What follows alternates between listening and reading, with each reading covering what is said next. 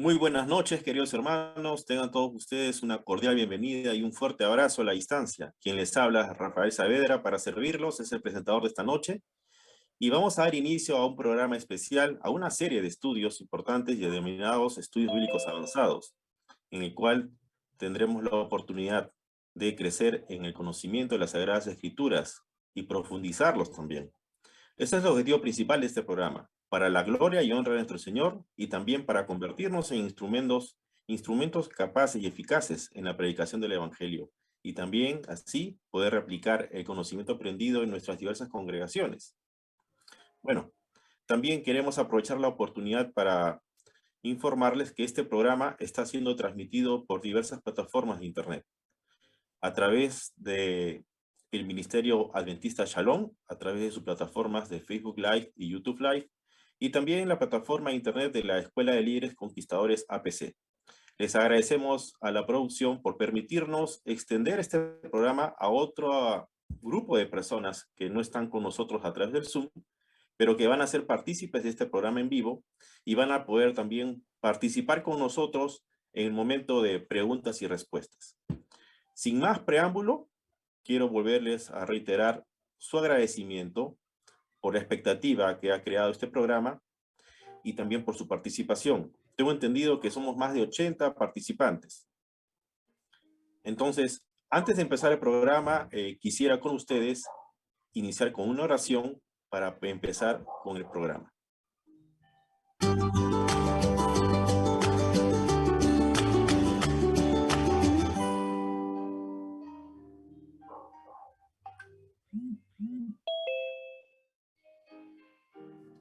Oremos. Querido Padre Celestial, te agradecemos inmensamente por darnos la oportunidad de participar en este programa. Sabemos, querido Señor, que tu presencia es indispensable en un momento así. Solicitamos tu compañía, tu dirección. Permítenos, querido Señor, seguir creciendo en la gracia y también en el conocimiento de tu palabra. Te agradecemos, Padre bendito, por todas las oportunidades que nos das para poder aprender más sobre las grandes verdades que tiene tu palabra. Y permítenos, Señor Santo, ser instrumentos eficaces en tus manos. Te rogamos tu bendición para cada uno de los presentes, en especial para nuestro expositor de esta noche. Y también suplicamos tu compañía en cada momento de nuestras vidas. En el nombre de tu Hijo amado Jesús, te agradecemos todo y suplicamos. Amén.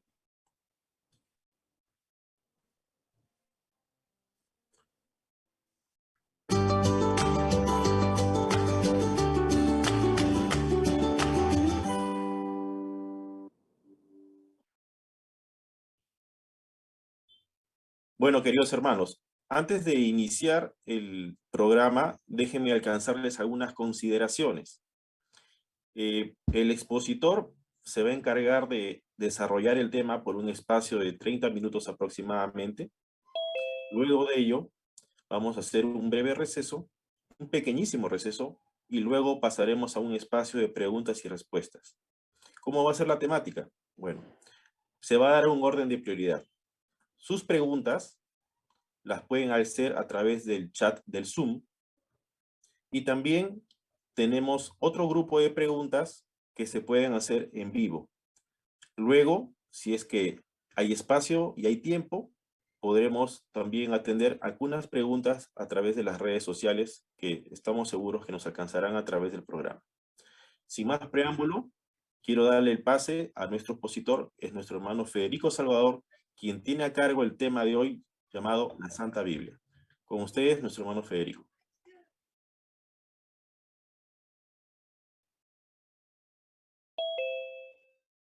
Muy buenas noches. Bienvenidos a este programa que busca que nosotros comprendamos con mayor profundidad los temas relacionados con la palabra de Dios y el mensaje que la Iglesia tiene para este tiempo final. Vamos a tratar el día de hoy el tema de la Biblia, la Santa Biblia, y la importancia que este libro tiene para nosotros en nuestras vidas. Y vamos a tratar de comprender algunos conceptos centrales.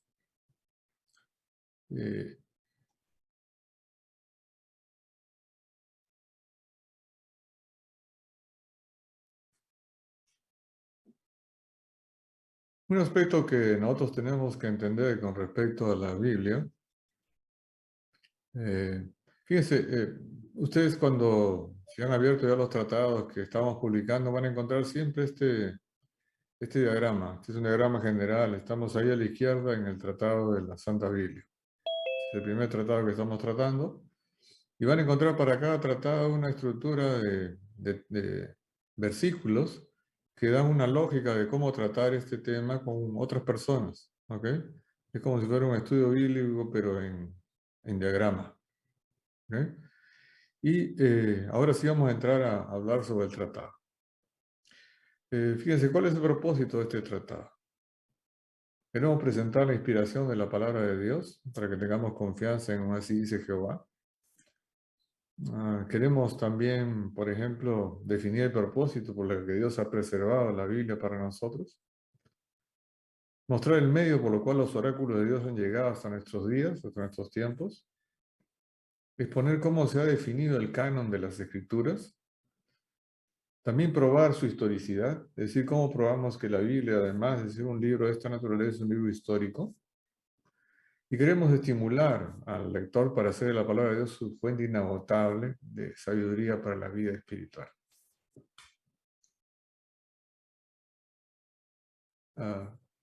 Podríamos decir que vivimos en un mundo donde para la gente casi nada es absoluto y todo es relativo. Vivimos en un mundo donde la gente ya no considera los valores como absolutos, sino más bien considera que las cosas, todas son relativas. La moral es relativa, la verdad, y la gente suele decir, esta es mi verdad, por ejemplo. Quienes somos, digamos, Recording pensamos in que sí, la Biblia es progress. un absoluto, decimos que somos tachados Recording stopped. de inflexibles o fundamentalistas. Muchos cristianos piensan que la Biblia como un libro histórico, una joya de la literatura antigua o como un devocional, pero no como la palabra de Dios. Además, la palabra de Dios es atacada por la alta crítica. Las personas que critican la palabra de Dios y tratan de encontrar errores en ella como un medio para no aceptarla como tal. Algunos llegan a considerarla como una mitología y es lamentable pensar que hay muchos cristianos que están en este rubro. Por ejemplo, muchos cristianos piensan que el Génesis es un cuento para niños. Y una cosa que es evidente es que la Biblia es poco estudiada. La gente no estudia la Biblia, sino algunas pocas personas. Y vamos a dejar que la Biblia hable de la Biblia primero. Fíjense, yo no voy a pasar por cada versículo que está en el tratado porque representaría mucho tiempo, pero sí quiero dejar algunos conceptos que son claves y que están mencionados en el tratado. Primero, la palabra de Dios sostiene en 2 Timoteo que toda la escritura es inspirada por Dios. Y este es un aspecto importante porque cuando Pablo escribe esto, toda la escritura, la gran mayoría era el Antiguo Testamento.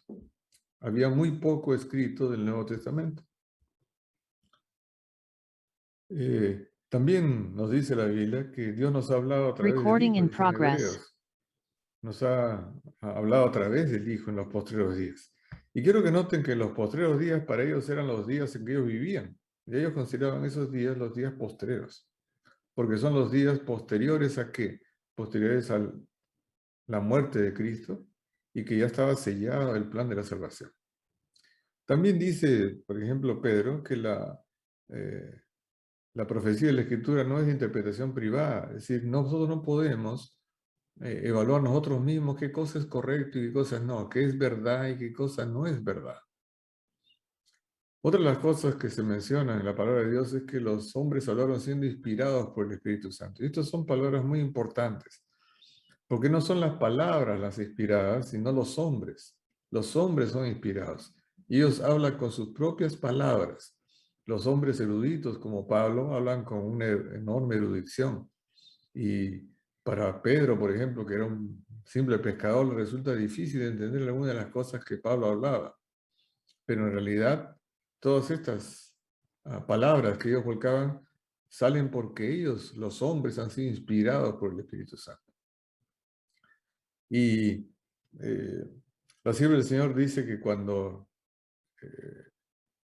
nosotros leemos a los autores sagrados, encontramos que aunque el vehículo es imperfecto, es decir, estos hombres eran hombres como nosotros, con falencias igual que nosotros, ellos fueron llevados por el Espíritu Santo y por lo tanto sigue siendo el testimonio de Dios. O sea, las falencias de estos hombres no reducen nada a la inspiración de la palabra de Dios. Y además Dios nos dice que la hierba se seca y se marchita la flor, pero la palabra de nuestro Dios permanece para siempre. Las palabras no van a pasar. O sea, todo lo que nosotros vemos en la Biblia es algo que tiene validez hoy y siempre, y lo ha tenido desde que fue escrita. También se nos dice que no podemos ni añadir ni quitar. Es decir, yo no puedo encontrar en la Biblia algunas cosas que me parecen correctas y otras no. No puedo aceptar que algunas partes son inspiradas y otras no, como nos hacen creer algunas personas. Algunos estudiosos dicen, no, esta porción de la Biblia parece no ser inspirada. No es así. O es todo o es nada. Y yo creo que es toda. Y también hay una cosa que el Señor destacó notablemente cuando habló con los judíos de su tiempo. Él se opuso a la tradición, porque la gente usaba la tradición, es decir, recomendaciones, ideas de hombres, y a veces estas declaraciones de estos hombres invalidaban la palabra de Dios. Y lo que establece el Señor es que la tradición no tiene valor en comparación con la palabra de Dios. Pero vamos a hablar sobre este tema un poco más adelante. Quisiera hablarles un poco sobre el canon de las Escrituras. Porque, ¿por qué la Biblia tiene 66 libros, que son 39 del Antiguo Testamento y 27 del Nuevo? ¿Por qué esos 66 libros? Y no, por ejemplo, 73 como aparecen en algunas Biblias. Lo primero que tenemos que saber es que el Antiguo Testamento fue confiado a los judíos. Es interesante que Pablo dice que el judío tiene una ventaja y es que le ha sido confiada la palabra de Dios. Y los judíos fueron muy cuidadosos en registrar en la palabra de Dios estos 39 libros que nosotros conocemos en las versiones protestantes de las Biblias. ¿Y cuándo se cerró este canon judío? Se hizo finalmente en el concilio de Ham. Yo quiero que ustedes recuerden que en los años 70 fue destruida Jerusalén. Y esa destrucción de Jerusalén por los romanos destruyó el templo y muchos de los libros sagrados. Y los judíos después, 20 años después, tuvieron que reconstruir de alguna manera el canon y fijarlo para que todos estuvieran seguros de qué cosa era la palabra de Dios y qué cosa eran comentarios de hombres. Entonces establecieron estos 39 libros que nosotros conocemos ahora en nuestras Biblias del Antiguo Testamento. Sin embargo, casi 15 siglos después, el Concilio de Trento, entre 1545 y 1563, incluyó los libros deuterocanónicos en el Antiguo Testamento. Es decir, incluyó porciones de algunos libros y libros completos, 7 libros completos, suponiendo que eran un segundo canon, porque Deutero 2, canon, regla, una segunda regla. Por lo tanto, es evidente que estos no pueden ser verdaderamente aceptables, porque Pablo decía que la Biblia, la palabra de Dios en el Antiguo Testamento, le había sido confiada a los judíos. El canon del Nuevo Testamento se incluyó bastante después. Algunos calculan que fue más o menos en el Concilio de Cartago, en el año 397, o sea, en finales del siglo IV, se definieron cuáles eran los 27 libros. Hubo discusiones, algunos libros fueron discutidos, como alguna de las cartas de Juan o alguna de las cartas de Pedro. Fueron los libros más discutidos para ser ingresados al canon de las Escrituras. Sin embargo, este canon fue después ya aceptado unánimemente. En el Nuevo Testamento no tenemos libros deuterocanónicos, por decirlo de alguna manera. Fíjense algunas cosas que nosotros tenemos que tener en cuenta con respecto al estudio de la Biblia. Recuerden, no voy a recorrer cada versículo que está en el tratado porque sería muy extenso esta presentación. Pero una de las cosas que tenemos que recordar es lo que se dice en Deuteronomio 29:29. Y es que las cosas reveladas son para nosotros. Este es un concepto sumamente importante. Porque al mismo tiempo que Dios me dice que las no reveladas pertenecen a Dios, me dice que las cosas reveladas son para nosotros. Por lo tanto, si Dios escribe su Biblia y la revela, la Biblia tiene que ser entendible, porque si no sería ilógico que Dios me revelara algo que yo no puedo entender. Por lo tanto, en el estudio de la Biblia yo tengo que entender, tengo que saber que todo lo que yo estudie es pasible de ser comprendido. Esto es un aspecto importante, de la verdad. No hay porciones que queden en la oscuridad para siempre. Necesitamos estudiar y profundizar en el conocimiento de la verdad. Por eso es que Jesús dice que debemos escudriñar en las Escrituras. Y escudriñar es buscar diligentemente. Y la Biblia ya sabemos que se lee un poquito aquí, otro poquito allá. No es un libro de texto, no es un libro de historia. No se lee desde el comienzo hasta el final, sino que se estudia temáticamente. Y los temas están repartidos en todos los libros de la Biblia, en el Antiguo y el Nuevo Testamento, entre las palabras de los profetas o las historias de Israel o las palabras de Jesús o de los apóstoles o de Pablo. Cada uno de esos añade una porción al conocimiento de la verdad. Por lo tanto, la Biblia tiene que aprenderse de esa manera. Pero otro aspecto que también es importante, y es una de las razones por las que esta reunión tiene importancia, es que la Biblia también, en el caso de Felipe y el etíope pregunta, ¿y cómo podré aprender si alguno me enseñare? Y ahí está la clave de lo que tenemos que hacer nosotros. Nos tenemos que enseñar, porque el proceso de aprendizaje de la Biblia es un proceso que va creciendo. Yo empiezo a aprender la Biblia al comienzo y al principio estoy gateando y después camino y después puedo correr, pero necesito que a veces alguien me dé ese empujón inicial. Y por eso es importante que nosotros seamos maestros en enseñar la Biblia. Enseñemos la palabra de Dios a otros, para que otros vayan encontrando en ella la luz que nosotros ya vimos hace años. Y no nos sorprendamos cuando a alguien le cuesta encontrar algunas luces que nosotros ya vimos antes. Otro aspecto que nosotros tenemos que tomar en cuenta mucho es cuál debe ser la actitud frente a la Escritura. Fíjense, hay un dicho muy utilizado por la gente. La gente dice, ¿qué fue primero, el huevo o la gallina? Y es el mismo caso que hay entre Dios y la Biblia. Porque la Biblia me dice que hay un Dios que me ama y existe y envió a su Hijo a morir por mí. Pero para conocer ese Dios necesito la Biblia. Y para aceptar la Biblia necesito creer que ese Dios existe. Entonces, estas dos cosas están unidas. ¿Qué cosa las une? Las une la fe. Yo tengo que tener fe en que este Dios que yo quiero conocer se ha revelado a través de la Sagrada Escritura. Y cuando yo reconozca ese concepto, reconozca que el Señor se ha revelado a través de la Biblia, entonces yo voy a amar este libro porque me permite conocer a Dios y amarlo como Él se merece. Entonces Dios dice algunas cosas importantes. En la palabra de Jesús, Él dice, tu palabra es verdad, porque Él pide a Dios que santifique a sus discípulos en su verdad, porque su palabra es verdad. Y ese es un aspecto central. No es que existe la verdad de uno y la verdad de otro, existe una única verdad. Y lo que no es verdad es mentira. No es que hay dos verdades. No es que alguien puede ser, esta es mi verdad. No, no, no es tu verdad. O es la verdad o es mentira, nada más. Y recuerden ustedes la parábola del sembrador. En la parábola del sembrador es una parábola que a mí siempre me preocupó, porque cuando yo la leí la primera vez dije, ¿y qué pasa si yo soy camino? ¿Qué pasa si yo estoy cubierto de piedras? Mi corazón está cubierto de piedras. ¿Qué pasa si estoy lleno de abrojos que impiden que crezca la buena semilla? Y es porque la parábola no dice que nosotros somos algún tipo de terreno y algunos van a salvarse, otros no. Lo que me dice es que yo tengo que hacer, en otra porción de la Biblia dice que yo tengo que hacer de mi corazón barbecho. ¿Y qué es el barbecho?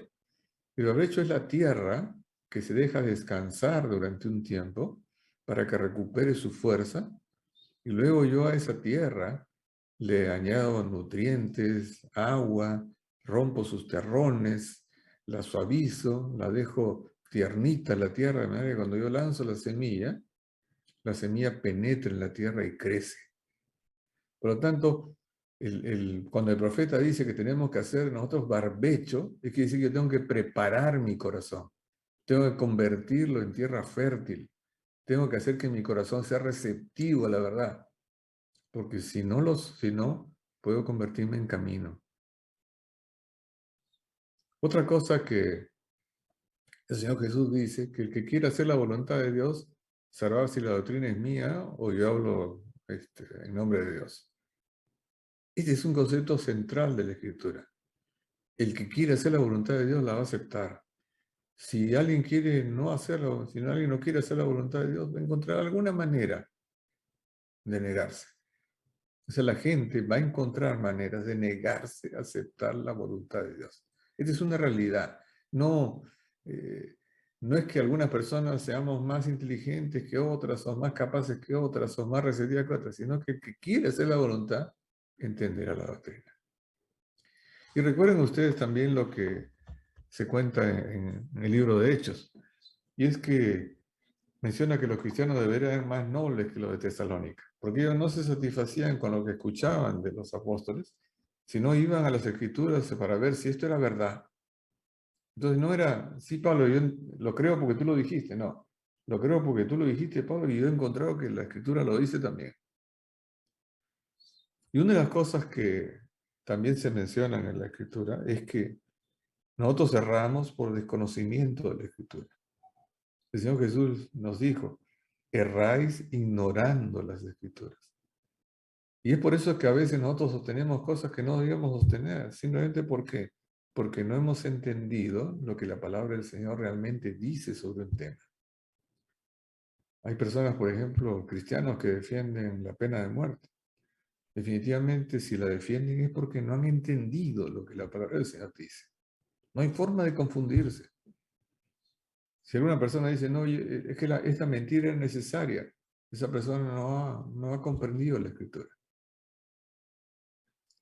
Y es interesante que en el mensaje que envía Pedro, cuando él habla de que Pablo es muy docto y escribe cosas extraordinarias que él a veces le resulta difícil de entender, él termina diciendo que los indoctos ignorantes tuercen estas escrituras y otras también. No solamente tuercen las que escribía Pablo, o que podían ser complejas, sino otras más. Porque el problema está en el corazón del hombre. El hombre va a desarrollar una actitud frente a la escritura. Al desarrollar esa actitud frente a la escritura, va a limitarse o no. Va a aceptarla plenamente o no. Por lo tanto, el concepto de la actitud frente a la escritura es fundamental para la salvación. Podríamos hablar de algunos propósitos de la escritura. ¿Para qué Dios las dejó? A mí me gusta mucho esta declaración que Pablo le hace al joven Timoteo. Le dice que la Biblia está hecha para que el hombre de Dios sea perfecto, enteramente preparado para toda buena obra. Si yo leo la escritura me va a enseñar a ser un hombre perfecto. Fíjense que no digo que sea un hombre bueno. Me dice que la Biblia puede transformarme en un hombre perfecto. Alguna vez cuando estudiemos sobre la santificación vamos a ver lo que esto significa. Pero eso significa perfecto. Porque además la Biblia dice en los Salmos que es una lámpara a mis pies, para evitar que yo tropiece en esta vida donde hay tantos peligros, tantas cosas, tantas enseñanzas falsas. Esta palabra de Dios puede a mí enseñarme. Y cuando Dios le habló a Israel en el tiempo de Moisés, cuando les habló del rey, que todavía no tenían, fíjese, Dios se levantó a eso, cuando les habló del rey que ellos aún no tenían, le dijo que el rey debía leer todos los días de su vida en la Biblia. Todos los días de su vida. O sea, no es un asunto de, bueno, lo estudio una vez o un ratito, no. Si el rey necesitaba eso, ¿cuántos más nosotros? Pero además le dice a Israel que él debía repetir estas palabras a sus hijos. Debía enseñárselas. ¿Y saben qué? Yo no puedo enseñarle a mis hijos lo que yo no sé. Solamente puedo enseñarle a mis hijos lo que yo he aprendido. Y si yo no lo aprendí mal, le enseñaré mal a mis hijos. Por lo tanto, la palabra de Dios me dice, ¿sabes qué?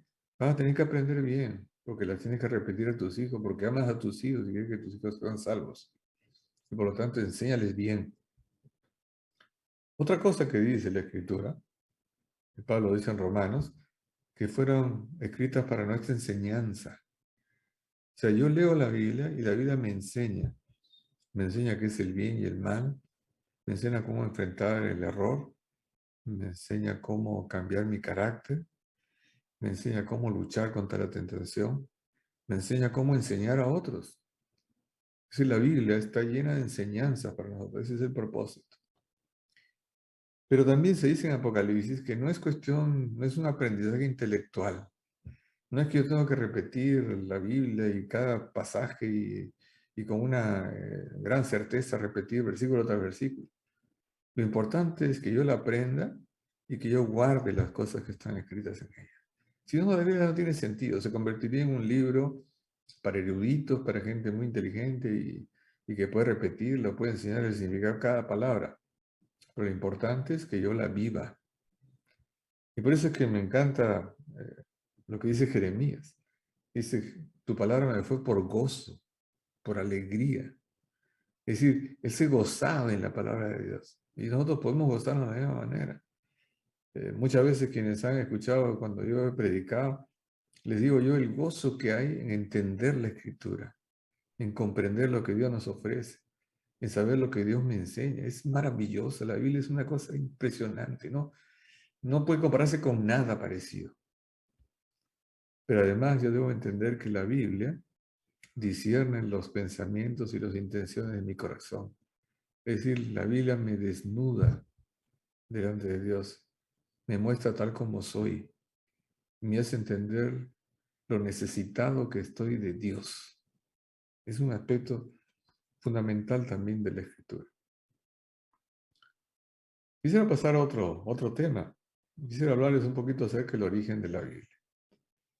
Fíjense, la Biblia fue escrita en el Antiguo Testamento originalmente en hebreo, con algunas porciones en arameo, especialmente en Esdras y Daniel, y algunas pequeñas otras porciones. Claro, en los años posteriores a los apóstoles, se escribió la Septuaginta en griego, y por eso es que casi todos los idiomas de ahí en adelante, la Vulgata latina, después fue en latín, pero casi todo fue traducido del hebreo al griego en ese tiempo. El arameo era otro lenguaje semítico, que en realidad era el lenguaje que hablaba en el tiempo de Jesús, y el arameo y el hebreo no están emparentados necesariamente, no derivan uno del otro. Son lenguajes semíticos, o sea, descienden de los pueblos que descienden de Sem, ¿cierto? Pero no son lenguajes que uno dependa del otro, son diferentes entre sí. El Nuevo Testamento, en cambio, se escribió totalmente en griego koiné, que era el griego de aquel entonces. Ya ahora es un idioma muerto, nadie habla griego koiné. Ahora el griego que se habla es un griego diferente. Y existen ahí algunas palabras en arameo, por ejemplo, cuando Jesús resucita a la hija de Jairo, dice talita kumi, dice a ti te digo, muchacha, levántate. Por lo tanto, estas eran palabras en arameo, porque ese era el idioma de Jesús y de la comunidad de aquel entonces, hablaban el arameo.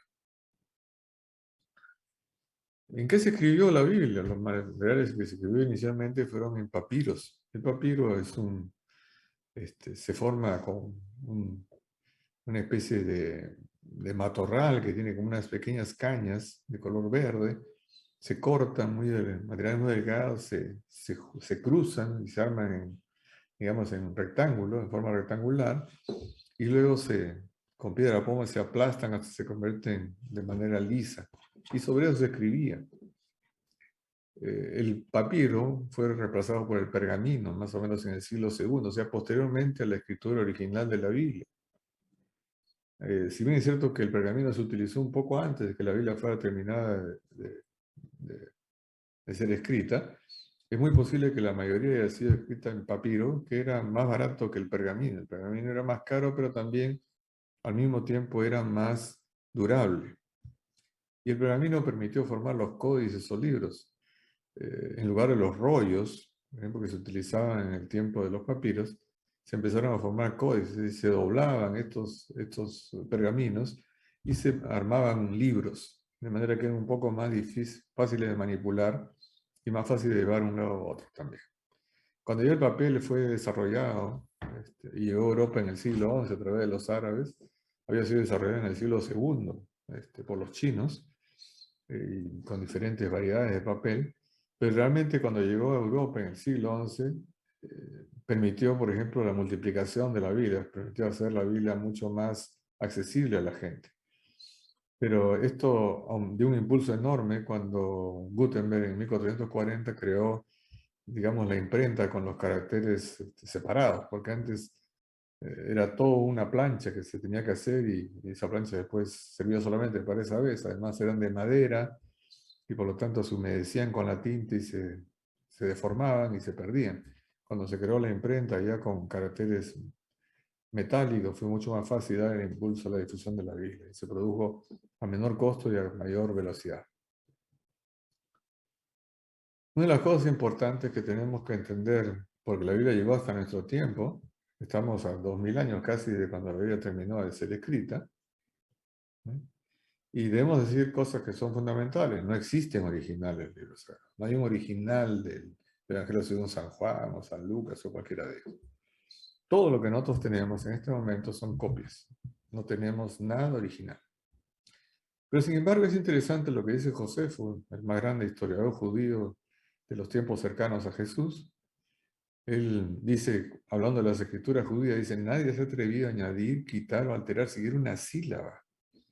Porque el judío consideraba la palabra de Dios de una manera muy superior inclusive a la que nosotros consideramos la palabra de Dios. Por ejemplo, un escritor judío que tenía que transcribir un libro porque se estaba deteriorando a otro, él al transcribirlo contaba acá el número total de letras que habían y encontraba la letra en medio de cada página de todo un libro. Y cuando reproducía, volvía a chequear si estaban la cantidad de letras y la cantidad y la letra central y la cantidad de páginas. Es decir, tenía un cuidado enorme. Era tan grande su cuidado que había momentos en que él tenía que escribir el nombre de Jehová. Y como él no estaba en ese momento con la capacidad de eh, escribir el momento espiritual para escribir la palabra de Dios, él dejaba de escribir, dejaba el nombre en blanco para escribirlo después. Esa es la importancia que le daba. Grandes expertos en el tema bíblico, como Westcott y Hort, ellos dicen que las palabras que en mi opinión, dicen ellos, en mi opinión nuestra, son aún dudosas, apenas cuando tienen una milésima parte del Nuevo Testamento. O sea, no hay ni el 1 por 1000, o sea, una décima por ciento de palabras que pueden estar en duda en las Escrituras. Porque hay miles de copias. Los masoretas, estos judíos que preservaron el Antiguo Testamento, fundamentalmente los siglos VI al X, tuvieron ese cuidado de transcribir. Entonces hay miles de escrituras de los masoretas, evidentemente en el idioma original, en hebreo, que ahora son utilizadas para estos fines, para entender la Biblia. Federico Kenyo, uno de los grandes estudiosos de la Biblia de todos los tiempos, él dice que ninguna doctrina fundamental de la fe cristiana se basa en una reacción controvertida. Y fíjense, cuando se encontraron los ruegos en Qumran en 1952 y en Ketefignon en 1979, ellos dieron una estacada final a la alta crítica. ¿Por qué? Porque en ese momento el libro más moderno, voy a decir, o perdón, más antiguo de la Biblia, del Antiguo Testamento, era una copia del año 900 después de Cristo. Eso era lo más antiguo que había. Pero los de Qumran encontraron porciones del Antiguo Testamento de 400 años antes de Cristo. Es decir, añadieron 1300 años de luz a los conocimientos de la verdad. Por lo tanto, nosotros podemos estar seguros de que la palabra de Dios realmente es la palabra que el Señor nos entregó. Podemos estar seguros que lo que ha llegado hasta nosotros es la palabra de Dios. Y también podemos estar seguros de que la Biblia es un libro que resiste el análisis histórico. Porque fíjense, por ejemplo, antes de que la Biblia lo dijera, nadie sabía la existencia de los caldeos, de donde salió, recordamos, de donde salió Abraham. Pero Abraham de los caldeos ha sido descubierta por la pala del arqueólogo. Belsasar era un personaje desconocido, lo escribió Daniel 600 años antes de Cristo, era un personaje desconocido hasta el siglo XIX. En el siglo XIX se descubrieron tablillas donde hablaba de Belsasar y que había sido corregente con Nabonido, su padre. Los eteos o hititas eran ¿Recuerdan ustedes, por ejemplo, de Urías el Eteo o Urías el Hitita, en el tiempo de David? Se pensaba que era un invento de la Biblia, que no había existido nunca el pueblo hitita ni el imperio hitita, hasta que se descubrió.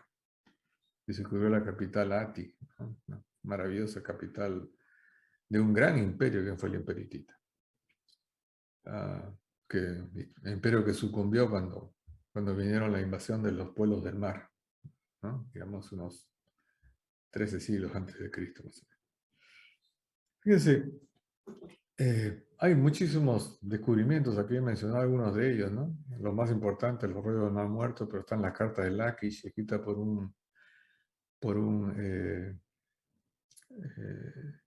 están escritas sobre tablillas que escribió un vigía mientras era atacada Lakish en el tiempo de los persas. Las tablillas de Nuzi o la estela moabita, por ejemplo, que es fundamental, pero las miles de tablitas que han sido descubiertas han permitido encontrar la verdad de lo que la Biblia sostenía con tanta fortaleza. Y fíjese, también hemos sido atacados, la Biblia ha sido atacada por la tradición. Permítanme que me extienda unos minutos más, de repente voy a pasarme unos de los 30 minutos que pensaba, pero este es un tema sumamente importante. La tradición ha sido declarada en el Concilio de Trento, siglo XVI, fíjense. Y el Concilio de Trento declaró que la tradición y la revelación están al mismo nivel. O sea, consideran que la tradición es tan segura como la Biblia. Y la tradición sostiene que no importa que no conste en la Escritura, debe ser creída la tradición. Y este es un error tremendo, porque hay una cosa que el Señor Jesús enseñó. Él le dijo a sus discípulos que todas las cosas que Él les había enseñado estaban allí para ellos, se las había enseñado Él mismo. Aun cuando Juan dice, por ejemplo, si se escribieran una por una no cabría en el mundo los libros, ¿no? Y también dijeran que no todas están escritas en este libro, Jesús les dijo, hay muchas cosas que quiero deciros, pero no las podéis sobrellevar, pero sí van a ser reveladas por el Espíritu Santo. Pero una de las cosas fundamentales es que Jesús le dice, porque todas las cosas que doy mi Padre os las he dado a conocer. No hay nada oculto, no hay nada que quedara por revelar. Por eso dice que el Espíritu Santo tomará lo de Él y nos lo hará saber. Nos enseñará todas las cosas y nos recordará lo que Él nos ha dicho. Y fíjense, cuando la Biblia enseña esto, dice que el Espíritu de verdad nos guiará a toda verdad. Y nos dice que toda planta que el hombre que no plantó nuestro Padre Celestial será desarraigada. Pero también quiero que ustedes noten todas las veces que la Biblia señala, cuando Dios habla con los profetas, le dice que todo lo que deben hacer es escribir. No le dice que recuerden y enseñen de manera oral. Por ejemplo, cuando le entrega las tablas están escritas con el dedo de Dios. Cuando las tablas las rompe Moisés y Moisés tiene que volver a hacer unas tablas para que Dios las vuelva a escribir, Dios le dice que escribiré sobre estas tablas las palabras que estaban en las primeras. Cuando le dice a los profetas, le dice que escribe esto para memoria en un libro. Le dice, escribe todas estas palabras, escribe en ellas con caracteres legibles, escribe esta visión. Toma un rollo y escribe en él todas las palabras. Siempre Dios reitera esto. Inclusive cuando Joacim, rey de Judá, destruye un rollo en el tiempo de Jeremías, le dice, vuelve a tomar otro rollo y escribe otra vez las palabras. O sea, Dios no manda nada en forma oral. No nos dice, ¿sabes qué? ¿Alguien te lo va a revelar? No, Dios le escribe todo. Declárala en tablas para que corra el que leyere en ella. Escribe en un libro lo que ves. Escribe las cosas que han visto. Escribe, bienaventurado de aquí en adelante, le dice a Juan, que ya estamos en el primer siglo. O sea, 16 siglos de escritura. Dios le dice, escribe, porque estas palabras son fieles y verdaderas. El Señor dejó todo por escrito. No necesitó que nosotros conociéramos algo por tradición oral. Pero la Iglesia Católica menciona que hay un magisterio de la Iglesia y nos dice que la Iglesia debe enseñar y que no podemos cambiar ese magisterio de la Santa Madre Iglesia, evidentemente la católica. y supone que hay un acuerdo unánime de los padres, lo cual no es cierto, porque ni los padres aceptaron la tradición, como ustedes han tenido oportunidad de leer en el material que les hemos entregado, ¿no? Sino más bien defendieron la palabra escrita. No hay un acuerdo unánime entre ellos, como algunos escuchábamos cuando estudiábamos en el colegio. Y el magisterio de la Iglesia es contrario al libre examen. Mientras que la Iglesia Católica enseña el magisterio universal de la Iglesia, es decir, no podemos enseñar otra cosa que lo que enseñaron los padres de la Iglesia, supuestamente todos de acuerdo que no están. En cambio, el protestantismo, ¿qué dice? El libre examen. Yo necesito examinar las Escrituras, entenderlas. Por eso es que la Biblia me dice escudriñar las Escrituras. No me dice que yo tengo que escuchar lo que otro dice y aprenderlo.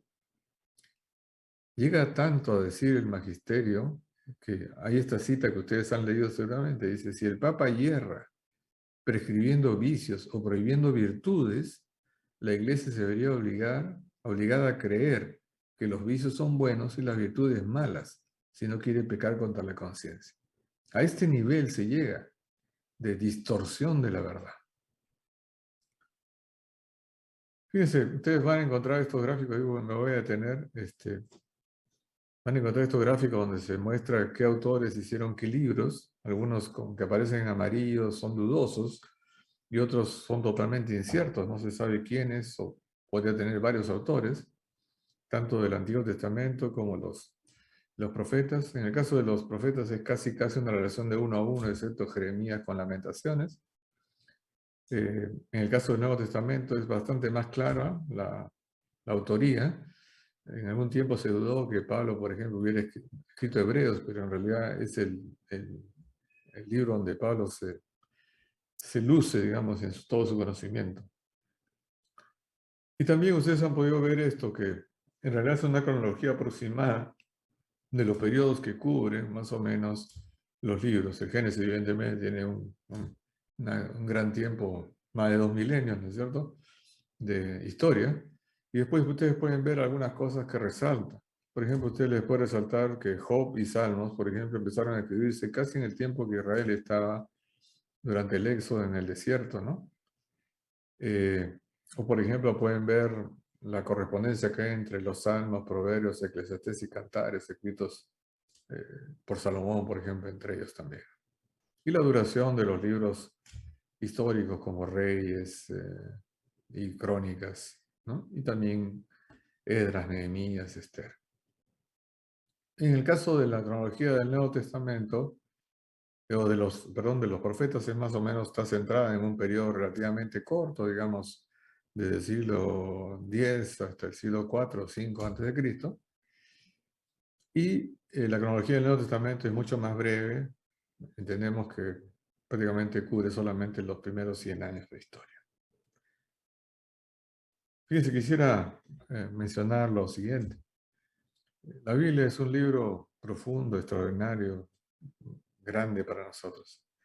Y nosotros tenemos que estudiarlo y entenderlo. Y cuando lo estudiamos vamos a entenderlo de varias maneras, no solamente por los mensajes, por la posición histórica, por la ciencia que trasluce, por el conocimiento que nos da del plan de salvación fundamentalmente, y también sobre nuestro destino final. El Señor nos ha trazado un destino final que es la salvación. Solamente tenemos que decidirnos a aceptarla y encontrar en el libro sagrado el mensaje que es para nuestra salvación. El Señor les bendiga. Podemos empezar luego en las preguntas a estudiar un poquito más sobre el tema. Adelante, por favor. Muchas gracias, hermano Federico, por este excelente tema. Estamos seguros.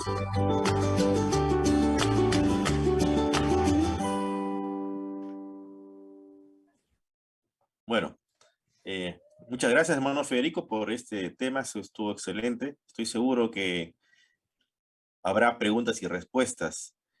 Como comentaba al inicio, mis queridos hermanos, vamos a dar preferencia en cuanto al... preferencia en el orden, mejor dicho. Les comentaba hace un momento atrás que desearíamos que ustedes puedan extender sus preguntas a través del chat. Si no es así, entonces pasaremos a responder las preguntas y respuestas de las redes sociales Y por último, o mejor dicho, las preguntas y respuestas de aquellas personas que en línea desearían preguntar sobre el tema expuesto.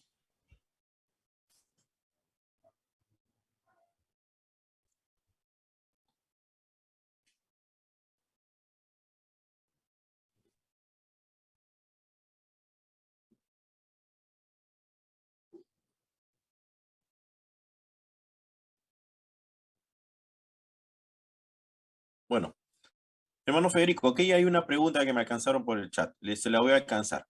Dice, ¿en qué basa la Iglesia Católica para dar un canon diferente al judío? Bien, fíjense, cuando la Biblia se escribe hay dos periodos muy marcados. El primer periodo es el periodo que va desde más o menos digamos, el siglo XV antes de Cristo hasta el siglo IV antes de Cristo. Es el periodo del Antiguo Testamento.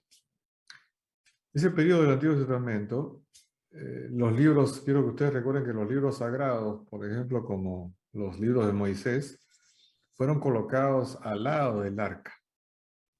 ¿Ok? Los libros fueron colocados al lado del arca y eso era una forma de preservar la pureza de estos libros, los escritos de Moisés.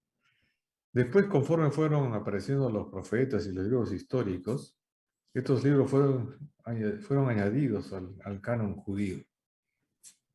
Este canon judío distinguió muy bien los libros que eran estrictamente los libros sagrados de aquellos libros que podía escribir un judío que fuera, digamos, una buena persona y un judío piadoso que quisiera escribir algo sobre la verdad, pero que evidentemente no correspondía a la palabra de Dios. Entonces, estos libros fueron separados de estos otros libros que podríamos decir que eran libros de estudio, de análisis o devocionales. Eran totalmente diferentes de los libros sagrados. Cuando se hace este concilio de Jamnia en el año 90, los judíos distinguen estos libros y los clasifican de una manera diferente que nosotros. Ellos clasifican 24 libros que en realidad contienen los 39 que nosotros tenemos en el Antiguo Testamento. Pero luego de que este periodo pasa, en ese mismo periodo se estaban produciendo los libros del Nuevo Testamento. Y el Nuevo Testamento la Iglesia cristiana empieza a atesorarlos, empieza a guardar las cartas de Pablo, los evangelios, ¿no? El último evangelio en escribirse probablemente fue el de Juan, muy cerca del año de su muerte, en el año 99. Se escribió, por ejemplo, el Apocalipsis del 96. O sea, todos estos libros empezaron a escribirse en ese periodo que va, digamos, desde los años 40 y tantos, 50, hasta el año 100, digamos, para hablar en números redondos. Entonces estos libros se guardan también como iglesia, la iglesia cristiana los atesora. Pero hay un momento en que la iglesia tiene que definir cuáles son y cuáles no son libros. La iglesia cristiana me refiero, porque para los judíos era muy claro. Estos 39 libros eran los libros. Entonces, cuando la iglesia cristiana toma los 39 libros judíos, como dice Pablo, porque Dios se les ha confiado las escrituras, y luego le añade estos 27 libros, que eran los libros, tenemos la Biblia de 66. ¿Qué ocurre en el siglo XVI?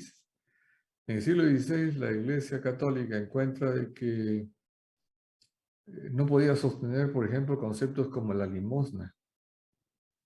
La limosna como una forma de ganar indulgencias o ganar el perdón. Entonces incluye el libro de Macabeos, donde se hablaba que la limosna limpia el pecado. Y se empiezan a introducir libros, se introducen 7 libros y porciones de otros libros que se llaman deuterocanónicos, porque deuteros es la palabra griega que significa segundo y canon es regla, ¿sí? Una segunda regla. Pero lo hace, fíjense, 15 siglos después de que los judíos habían cerrado su propio canon. Y digamos, esta adición evidentemente no contaba con las simpatías judías, porque este libro nunca fueron considerados sagrados por los judíos. El propósito entonces de la Iglesia Católica fue, digamos, cohonestar algunas prácticas que no eran cristianas y transformarlas en prácticas supuestamente cristianas.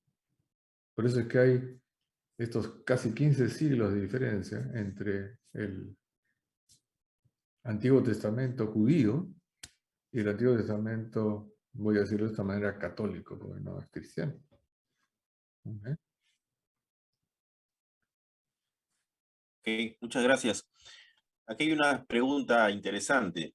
Dice, el famoso versículo de Mateo 16-18, que es la base de la instauración del papado en la Iglesia Católica, ¿es cierto que los mismos primeros católicos tenían interpretaciones diferentes del mismo?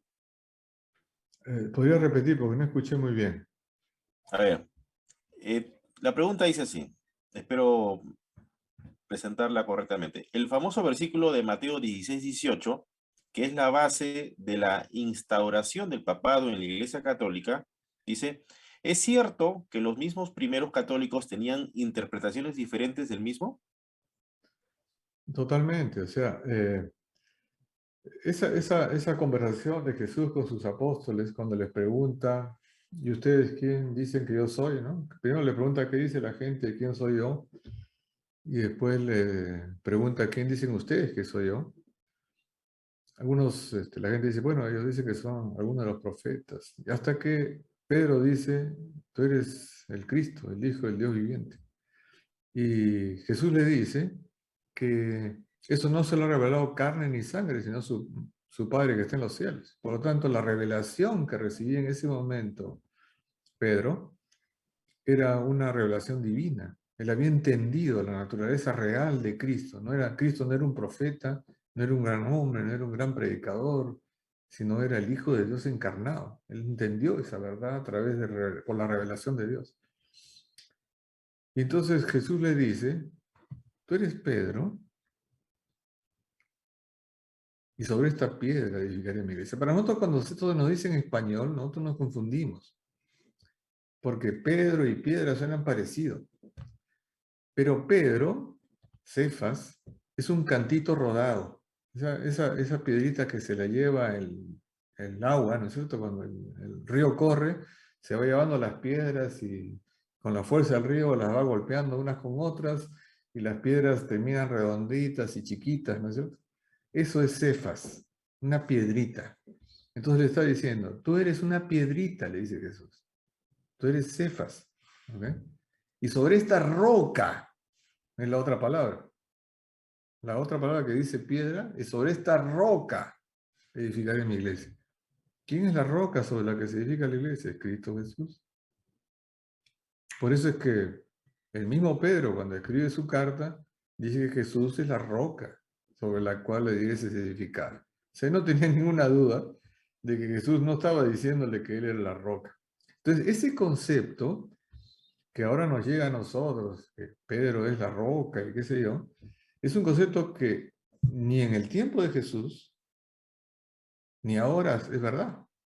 Y en el tiempo de Jesús, los mismos, bueno, digamos, en los años posteriores, digamos, en los primeros siglos, que es los siglos donde escriben los llamados padres de la iglesia, es evidente que se puede demostrar que los padres de la iglesia pensaban cosas distintas sobre eso. Muy pocos de ellos aceptarían la posición católica de hoy, que Pedro era la roca. La mayoría de ellos dice que casi, yo diría que el 55, 60% de ellos dicen que la roca es Cristo. O la verdad que Pedro declaró que es que Cristo era el Hijo de Dios. Pero ninguno de ellos, digamos, sostiene de manera directa que Pedro es esa roca sobre la cual se edifica la iglesia. Entonces, es un concepto que no tiene relación con la verdad. Eh, y depende mucho de lo que nosotros hemos llamado la tradición.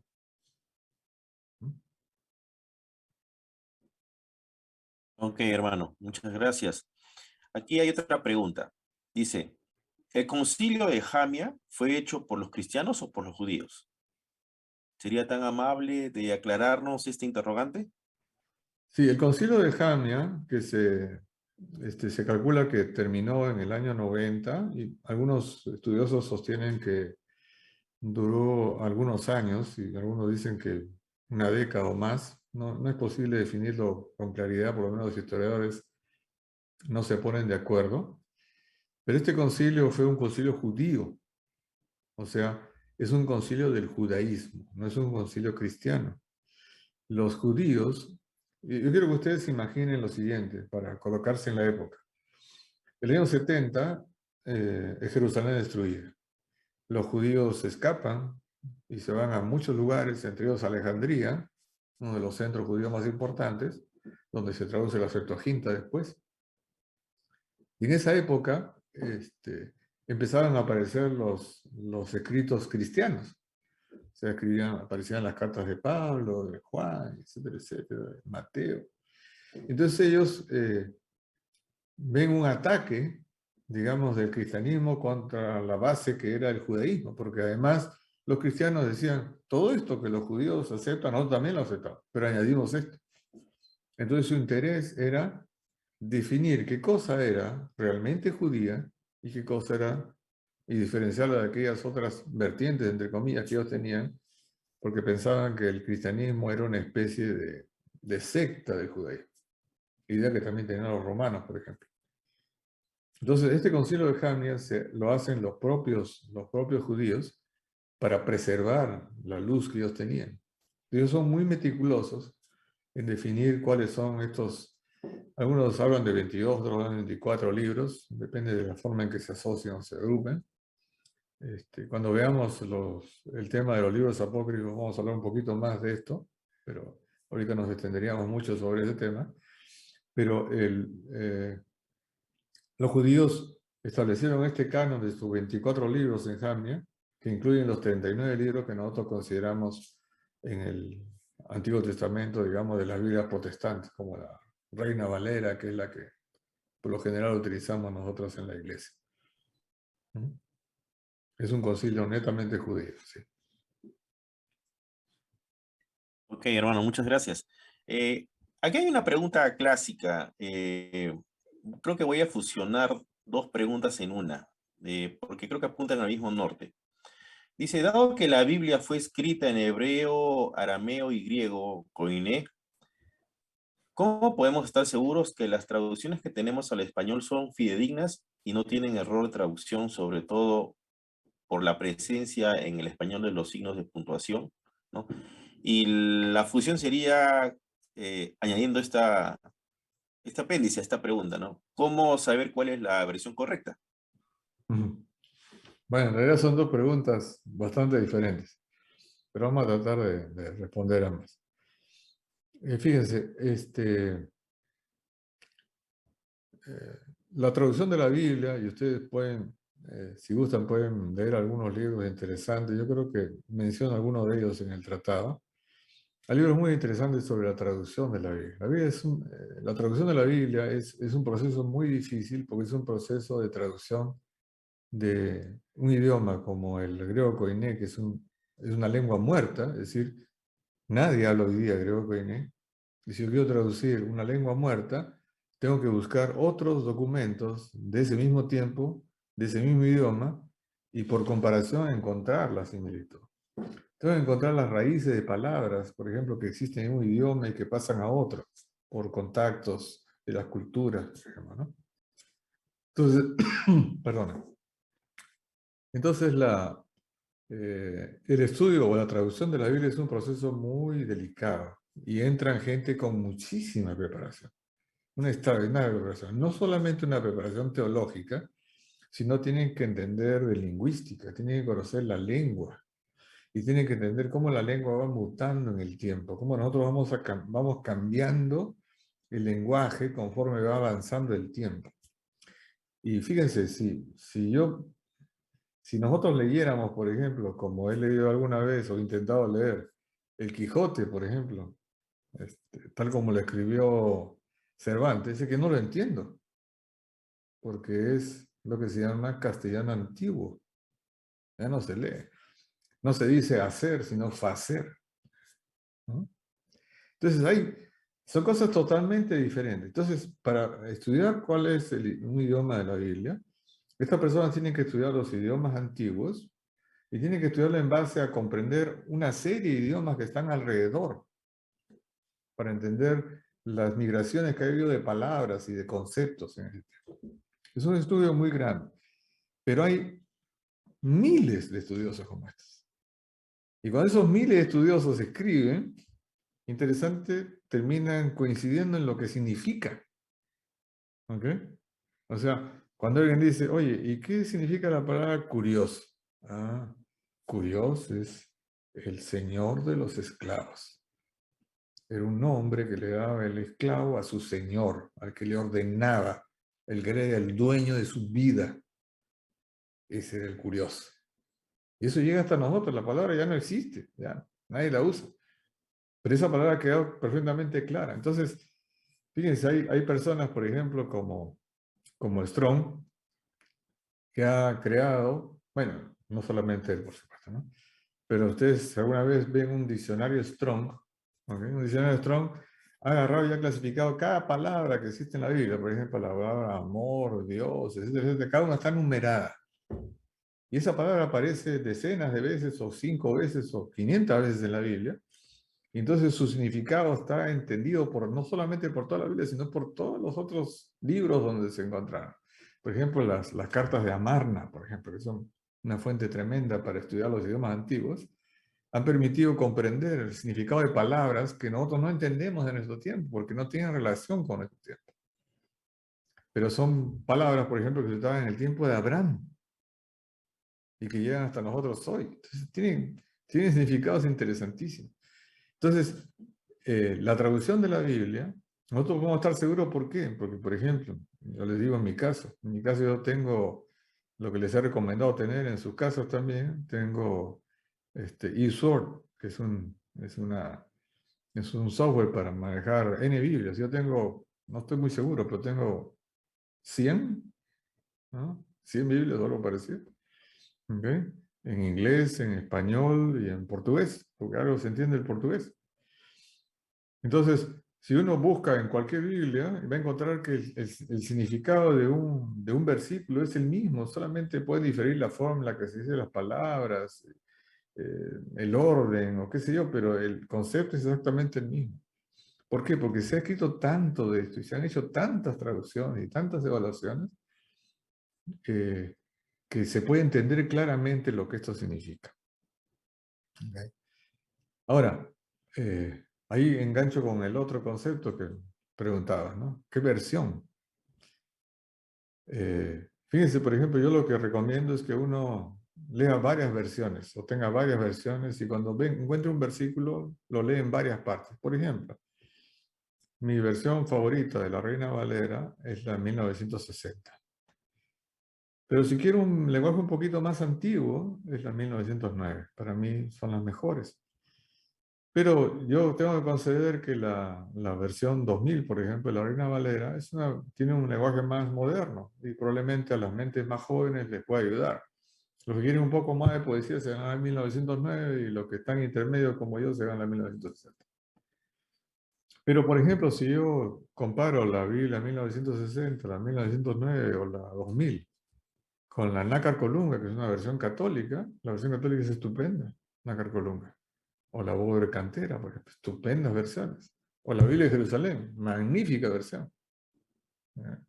Evidentemente, si uno le quita los deuterocanonios que están ahí sobrando, pero el sentido de los mensajes es exactamente el mismo. Ahora, hay versiones que son más bien pobres, ¿no? Como la de Cío de San Miguel, por ejemplo. Hay versiones que yo no recomendaría a nadie, como la latinoamericana, la peor de todas las Biblias que puede existir, ¿no? En español me refiero, ¿no? Y claro, hay Biblias totalmente que no son Biblias realmente, como la versión del Nuevo Mundo de las Sagradas Escrituras de nuestros hermanos los testigos de Jehová, que son traducciones amañadas. O sea, ningún estudioso de la Biblia puede aceptarlas como tales. No hay forma. Es como si yo quisiera traducir una Biblia, yo que no tengo ningún conocimiento de los idiomas originales, y sabe que Dios qué barbaridad diría. ¿Okay? Eso es lo que ocurre con algunas versiones. Pero, por ejemplo, si ustedes quieren estudiar temas a profundidad, utilicen estas versiones que he mencionado de la Reina Valera, de las versiones católicas, como decía yo, la Poder Cantera, Nácar Colunga, la La Biblia de Jerusalén, muy buena versión, estupenda versión. Y claro, hay Biblias comentadas como en inglés, por ejemplo, como la Biblia de Scofield, por ejemplo, que es muy interesante porque añade conceptos históricos y que algunos no son precisos, pero le da a uno una buena idea de lo que es la cronología. Una Biblia, por ejemplo, estupenda que nosotros tenemos ahora a disposición es la Biblia de Andrews, que se sacó hace unos años. Es una estupenda Biblia, tiene una gran cantidad de información para el estudioso.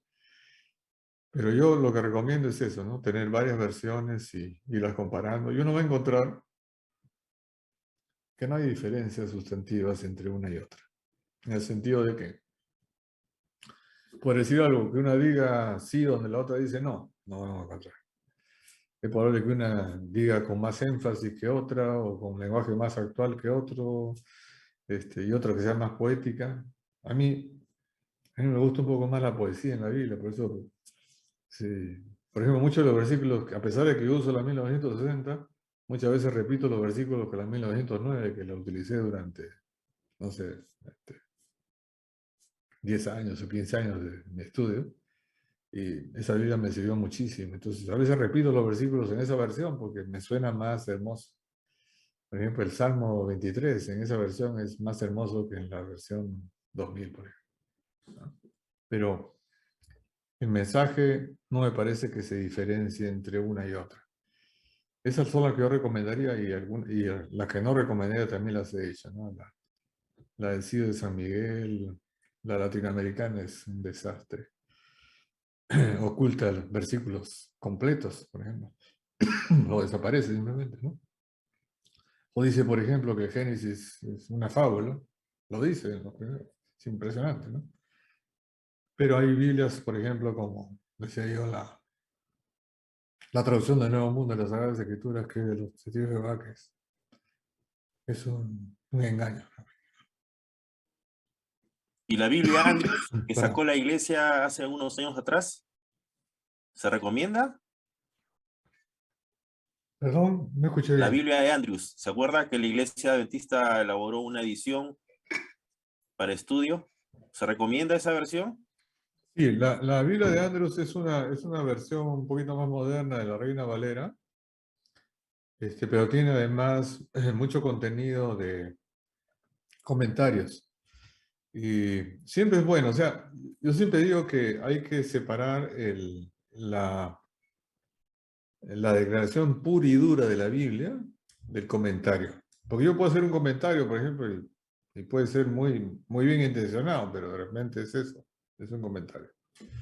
Entonces, lo que sí me parece importante es que si yo quiero ser un estudioso de las escrituras, y esto entra en la parte que eh, me recomendaba este, mi buen amigo el pastor Guillermo Delgado. Él me decía, Felipe, es bueno que enseñes un poco de lo que es hermenéutica, exégesis, cuando estés haciendo estos temas. Porque nosotros tenemos que aprender a estudiar la Biblia, porque la Biblia no es un libro cualquiera. Entonces, si yo quiero entender bien la Biblia, por ejemplo, una de las herramientas que debo tener es un buen diccionario bíblico. Entonces, existe el diccionario bíblico adventista. Pero hay diccionarios estupendos, ¿sabes? El diccionario de Jameson, por ejemplo. O tener una buena concordancia Strong, por ejemplo, que ahora ya están pues, en digital. No tenemos, yo tenía antes un taco así, era mi concordancia de Sloan, por ejemplo. Pero había que buscarlo uno por uno, pero ahora tenemos todo eso en digital. Pero también es importante tener un buen comentario bíblico. Evidentemente, yo uso el comentario bíblico adventista y lo recomiendo sobre cualquier otro. Pero existen estupendos comentarios, ¿no? De la Biblia. O sea, muy buenos, de gente muy estudiosa durante los, digamos, últimos 150 o 200 años, que son valiosísimos para entender muchas cosas. Entonces hay que tener capacidad de leer y buscar. Entonces. Pero la Biblia de Andrew que tú preguntabas me parece una buena versión y como siempre enfocarnos más en lo que son los conceptos originales de la Biblia y aceptar los comentarios en la medida que ellos concuerdan con la palabra de Dios, ¿no? Yo tenía entendido que esta Biblia Andrews se ajustaba más a la traducción en griego, ya que usa la versión Reina Valera del 95, ¿no? Y bueno, pues, yo escuché de algunos teólogos que recomendaban, pero me dijeron que hay otras versiones, o sea, aparte de esta, para estudio, ¿no? Sí, o sea, por eso yo recomiendo que uno primero vea varias versiones, ¿no? Fíjense, por ejemplo, hace algunos años, bueno, hace bastantes años, no sé, 30 años, algo parecido, apareció la Biblia Dios habla hoy, una versión popular. Eh, es una versión tan popular que resulta poco delicada para tratar los temas. O sea, eh, el hecho de llevarlo a un lenguaje popular ha empobrecido el mensaje de la Biblia, ¿no? Entonces, se pueden encontrar muchas versiones, pero por eso yo insisto en que la mejor manera es entender la Biblia comparando varias versiones. Por ejemplo, si yo quiero estudiar un tema como, por ejemplo, San Juan 1.1, vale la pena que yo lea varias versiones. Y me voy a encontrar que en la gran mayoría de esas dice el verbo era Dios. Pero voy a encontrar una versión, ¿ok? Que es la versión del Nuevo Mundo de las Sagradas Escrituras, que dice el verbo era un Dios. Claro, porque los hermanos testigos de Jehová no aceptan la divinidad de Jesús, entonces han traducido la Biblia a su propia voluntad, por decirlo de alguna manera. Entonces, claro, si yo sé cuáles son las versiones correctas, voy a encontrar que todos dicen lo mismo, con cambios de palabras. En lugar de decir verbo, dice palabra, o en otras dice logos, el mismo concepto. Pero si yo lo estudio, voy a encontrar que no tengo dudas sobre lo que el versículo dice. Entonces, mi recomendación es que uno estudie, tenga una buena concordancia de Strong, por ejemplo, donde encuentre y diga, ¿sabes qué? A ver qué significa esta palabra. Y hay otro, yo les he recomendado también otro software que se llama The Word, la palabra, ¿no? Es tan bueno como el otro y tiene algunas ventajitas por un lado y desventajas por el otro, como todas las cosas, ¿no?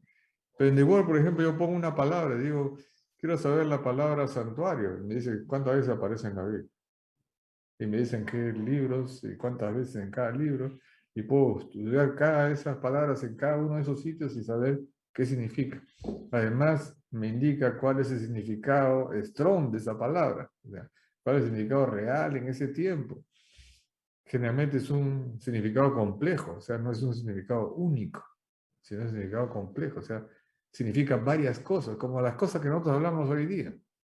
Muchas de las cosas que nosotros hablamos hoy día significan varias cosas.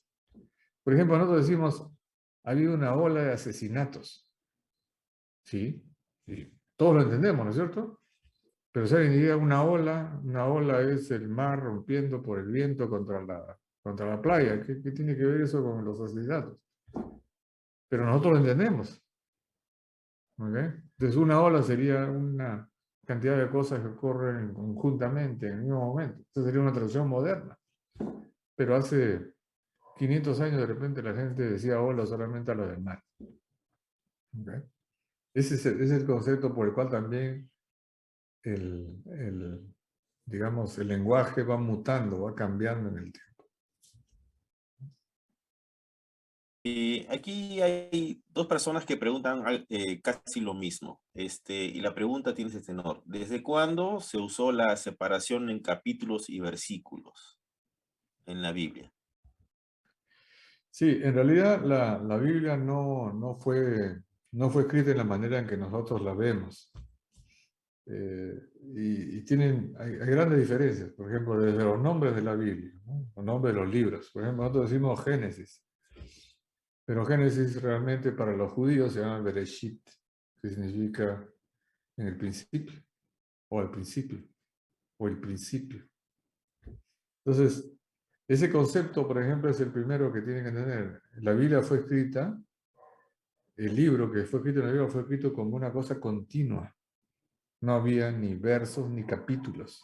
O sea, si yo cojo el Génesis como fue escrito, el Génesis como fue escrito son palabras una tras otra, ¿no? No hay clasificación. Me parece que la Biblia empezó a ser, a ver, yo por acá creo que tengo la fecha para no separarme demasiado de la verdad y no utilizar la memoria que ya empieza a ser frágil a estas edades. Si no recuerdo mal, ahí está. La Biblia fue dividida en capítulos en 1228 por Stephen Langton, o sea, siglo XIII, fíjense, ¿no? Y en el 1448, Nathan dividió el Antiguo Testamento en versículos, y en 1551, Robert Stephanus modificó, digamos, o separó el Nuevo Testamento en versículos, para que se fuera más fácil. Y eso también ha causado algunos problemas, porque de alguna manera separar un capítulo de otro ha sido una cuestión un poquito arbitraria, como vemos nosotros en las Biblias. A veces vemos que los primeros versículos de un capítulo en realidad son el final del otro, ¿no? Pero, podemos discutir un año de eso, pero ahorita está como está.